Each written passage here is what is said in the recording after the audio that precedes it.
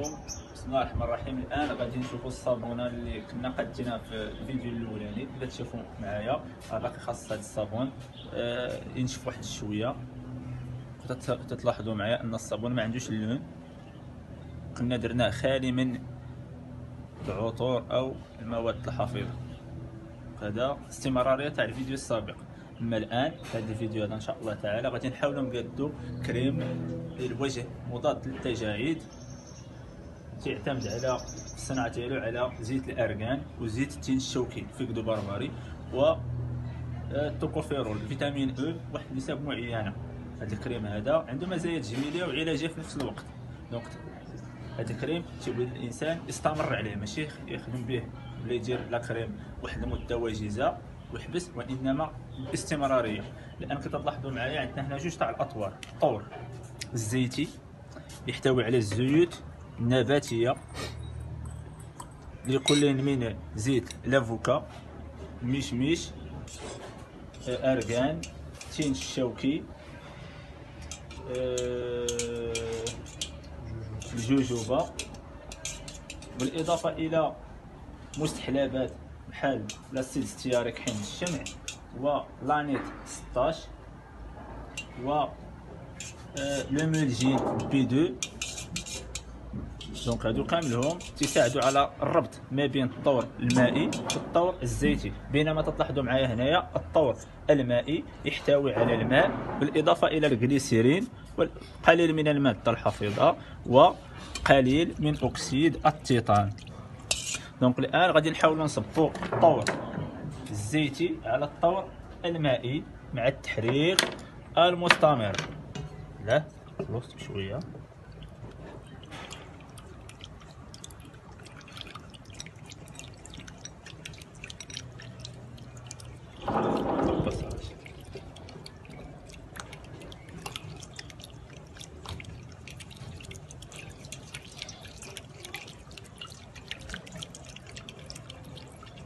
حرارة الخليط حوالي 50 درجة. الآن نبقاو تنحركو تحريك إلى غاية ما الخليط تيبرد، تيوصل لواحد درجة حرارة 40 45 باش نزيدو المواد الأساسية.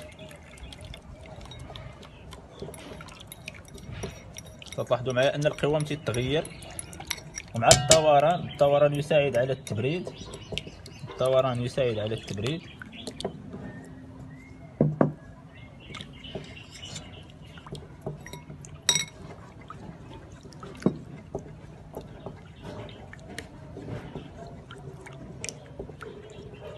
بالنسبه للاخوان اللي عنده البلاندر يقدر يخدم بالبلاندر، لكن حنا نحاولوا نخدموا بطريقه يدويه.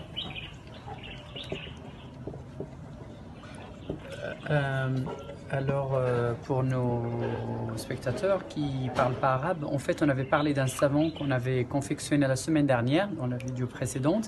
Un savon à base d'huile d'olive, huile de coco et huile de palme et huile de raisin. Et sans conservateur, sans parfum de synthèse, sans additifs, sans chimie en fait. Et quelques jours après, on a pu démouler notre savon. Il a besoin encore d'un peu, il a besoin de 4 semaines de séchage pour qu'il soit en fait prêt à être utilisé. On l'a découpé en petits morceaux, et ben voilà, le résultat il est satisfaisant et on a notre bloc de savon. Suite à ça, le docteur Anoa avait parlé en fait de la préparation d'aujourd'hui, qui est une crème régénérante, anti-âge ou anti-rides, comme on l'appelle, vu qu'elle sera riche en huile végétale précieuse, d'argan, de jojoba, d'amande et d'abricot. Nous savons qu'en Himalaya, pendant 1500 ans, ils se sont protégés juste avec l'huile d'abricot. Jojoba, c'est une cire liquide en fait et qui restructure et qui protège en fait la peau. Il a un bon indice de protection solaire aussi. L'argan riche en vitamine E, du coup c'est un conservateur, c'est un antioxydant magnifique. Et ça c'est dans la partie avec l'huile de figue de Barbarie bien sûr. C'est l'actif le plus puissant quand il s'agit de protection et de régénération des cellules cutanées. Du coup, on a eu une phase huileuse, c'est ce que je viens de citer, et puis on a eu la phase aqueuse, où il y avait l'eau, la matière conservateur, et puis il y avait aussi l'oxyde de titane en petite quantité, et on a versé la phase huileuse dans la phase aqueuse, et on a mélangé à la main. Vous pouvez utiliser un mixeur si vous voulez. Nous, on travaille voilà, à l'ancienne et on mélange, comme il disait le Dr Anouar, jusqu'à ce que la texture devienne en fait onctueuse et on a, voilà, on a un résultat un peu crémeux.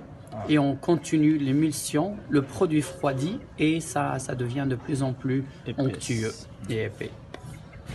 So we talked about soap making, and we showed the soap that we made last week, free from preservatives, from synthetic perfumes. All we use is olive oil, coconut oil, palm oil, and castor oil. Then we, after 3-4 days, we had actually the block already hard enough. Then we cut it into pieces, which we're gonna leave for about 4 weeks to use. So it's clear, as you see, as there's no coloring, nothing, actually no additive. Then today we are preparing anti-aging cream with precious oils, pure essential oils, and